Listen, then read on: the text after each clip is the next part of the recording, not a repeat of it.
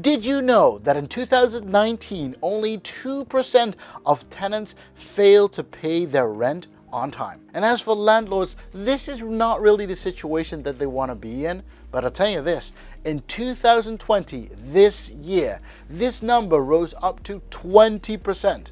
20%! That's like every fifth property that you own has a family in it that cannot pay up the rent on time.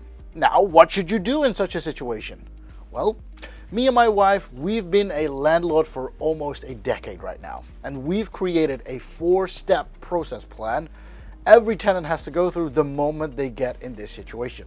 And if you're interested, of course, be sure to check out today's video. And of course, if you stay until the end, I'm even gonna share my final emergency plan the moment a tenant has really gone through all the options and think, I can't do anything about this anymore. Then we have a final plan. If you're interested, be sure to check out the video today.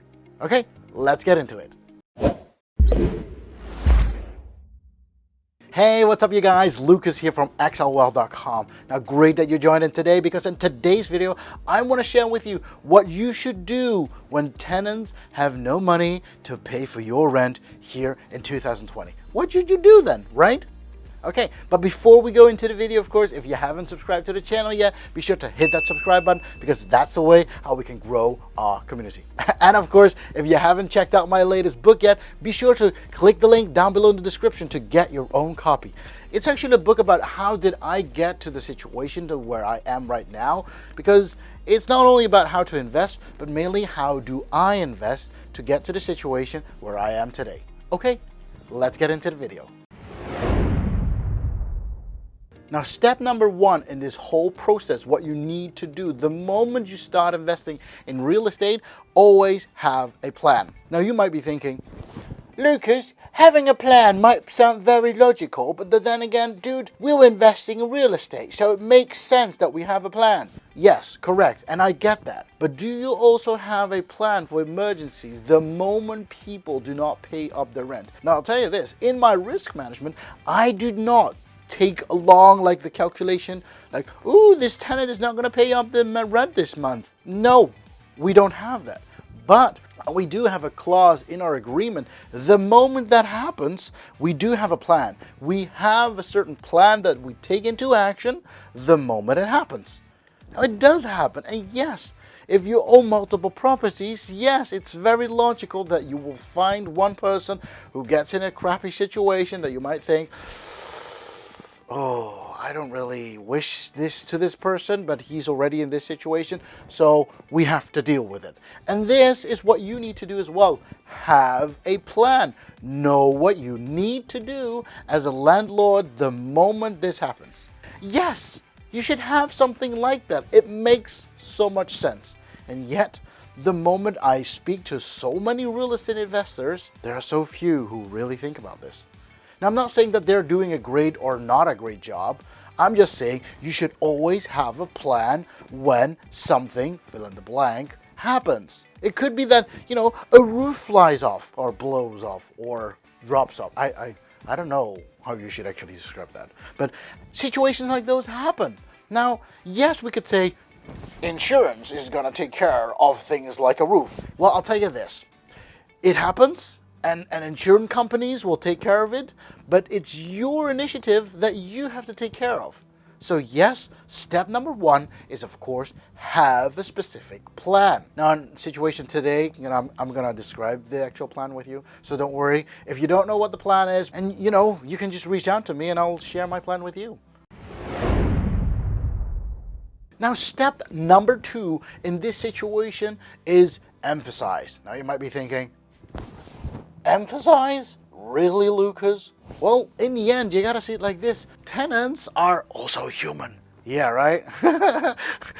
Tenants are humans. And yes, those are the people who help us save some more money. Those are the people who help us make some more money.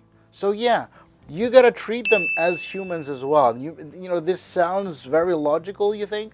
And why is this step 2 in this process? Well, emphasizing is not only thinking, they are humans.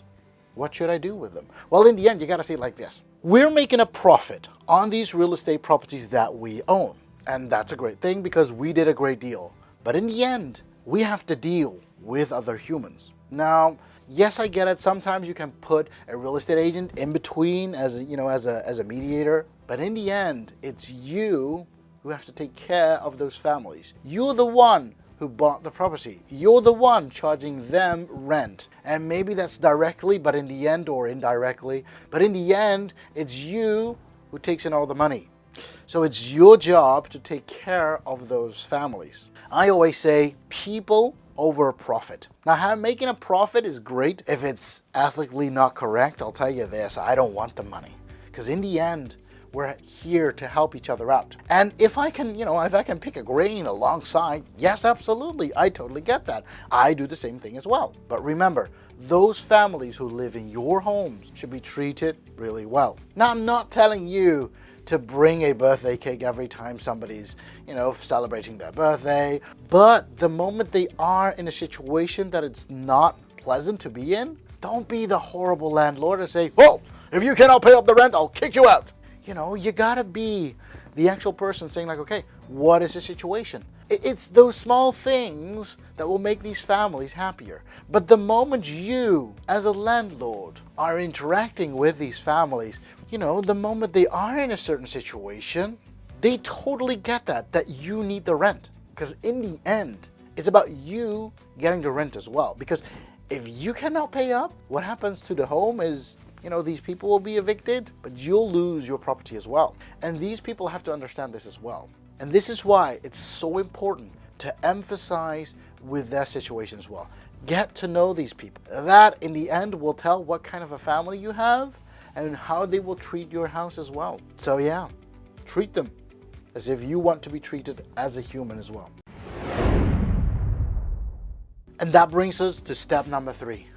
Always make clear that the rent is still due. Because in the end, you have to get your money as well. Now, for example, like the rent, if it's $1,000, and yes, you need, for example, $500 to pay for the monthly expenses for the property, then yes, you still need to get the rent. And yes, I get it, the moment you've emphasized with those families, and they tell you there's a situation, and you think, I should help these people out. Well, yes, you're not the philanthropist saying like, you know what, you don't have to pay anymore, or you know what, you don't have to do this, or you know what, it's totally fine if you don't pay up the rent. You're not that kind of a person, and you're not in that kind of a situation. Now, most likely, I think you're not in that situation, because I'm not in that situation as well. I'm investing in real estate. I'm investing my money to buy properties to have families live in them, but it's not that I could say, you know what, I don't need the money at all. I'm not going to let them live over it. No, that's not the situation. Not even for me. And yes, I got multiple properties. But the situation is like this. You got to make clear that the rent is still due. They need to pay up the rent. It's not, you can't say like, you know what,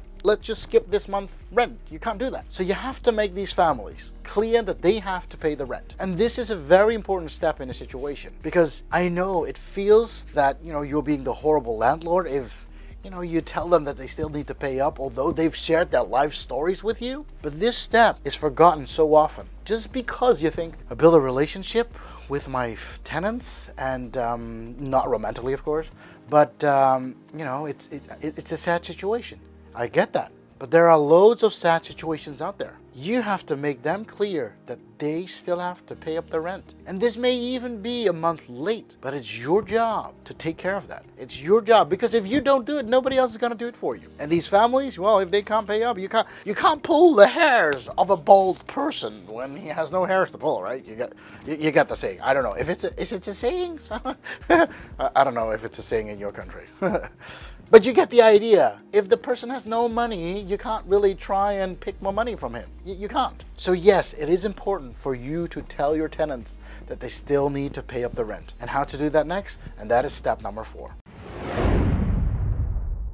Now in step number 4, what you need to do is, of course, check what the options are of the tenant. Now in most cases, what I see is that tenants have not checked their options yet. Most likely, they've taken a look like, okay, my salary is going to be paid next month, or I just got laid off, I don't have a job, and you got to check their options with them. This is why it's so important that you have to talk and communicate with your families, because in the end, you got to see it like this. you should be able to sit down with those families and say, okay, what are your options? Have you checked out all your options? Now, what I've noticed very often is that most tenants think of the basic options, but don't really think further ahead like that and think, what should I do if I cannot pay up the rent? And this is what happens very, very often. I only see that tenants think, okay, I can't, I don't have any job, so I lost my job in this pandemic situation, so I can't pay up the rent. And that's actually it. But how about, have you asked any family members? Have you asked any friends? Like, I got to pay up the rent, and can I borrow some money from you? Maybe that's very simple. Have you checked out certain loan situations that you could say, like, you know what, I could take a temporary loan and, pay up the rent first, at least for this month, because otherwise, I'll be put out of my home. The moment you explain that to your tenant could explain that to their situations. And there are other people who think, you know what, paying for your home is priority number one. So yes, the fourth step in our situation, what we always do is we always sit together with the tenant and check out what options they have. And these are the 4 steps that we always go through. Always have a plan for each situation.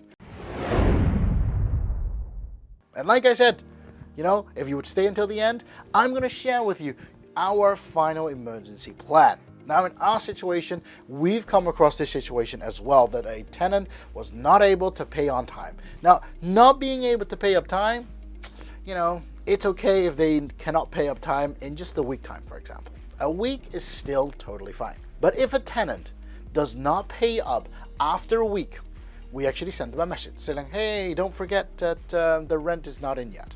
So the moment the actual tenant has not paid up after the 2 weeks, the 3rd week we will send our tenant a message saying like, hey, the rent has not been paid this month.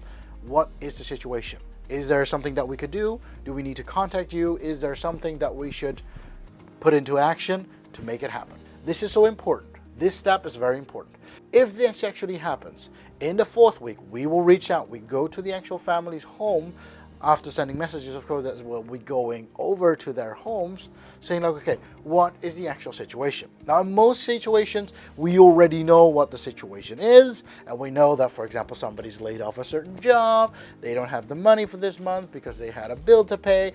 You name it. There are different kinds of situations that this happens.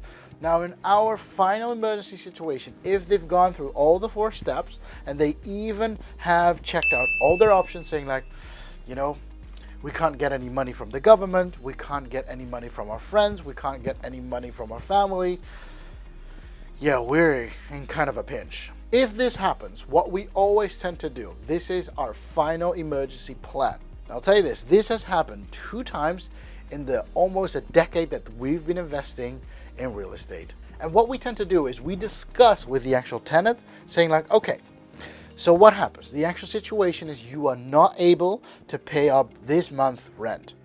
Now, if I still believe that you're being completely genuine and honest, then I could say, okay, what do you need? Now, in most situations, people just need slightly more time to pay up.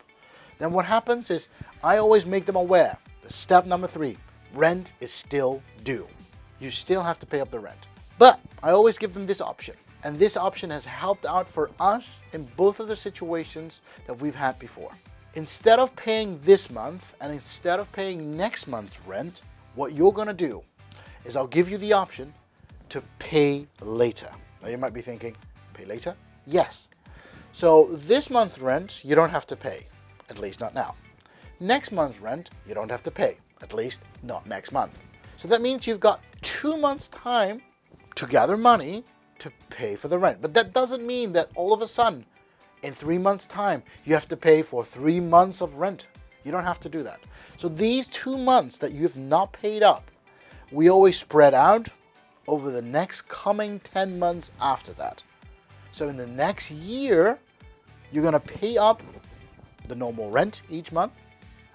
But starting from month 3, you're going to pay those 2 extra months spread out over 10 months.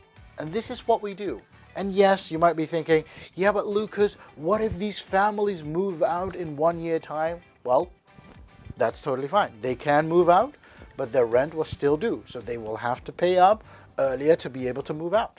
If they cannot pay up, then hey, we're going to make a situation that how do you pay up? But in most of the situations, our families stay in our properties. And in both of these cases, they actually stayed in our property. So yeah, we didn't have to actually say like, okay, you gotta do something about the... No. We're not those of horrible landlords. We just actually discuss with people saying like, okay, you know, what do you actually need to get to a situation that you want to be in? And this is why it always works out. But mostly because you treat them as if they're humans. That sounds very horrible. But yes, you treat them as equals. And this is why it works out. And this is why my tenants are happy in my properties. And this is what I want to share with you. Thank you very much for watching. I hope that you liked the video. If you did, be sure to hit that like button. And of course, if you haven't subscribed to the channel yet, be sure to hit that subscribe button. And of course, every time a new video comes out, be sure to click that notification bell as well. And if you're interested in how I came to this situation to where I am today, be sure to check out my book, because in my book, I describe how I started investing with only 25 bucks in my pocket and actually build up my whole real estate portfolio up till where I am today. Okay, thank you very much for watching. Happy investing, and I'll see you on the next video.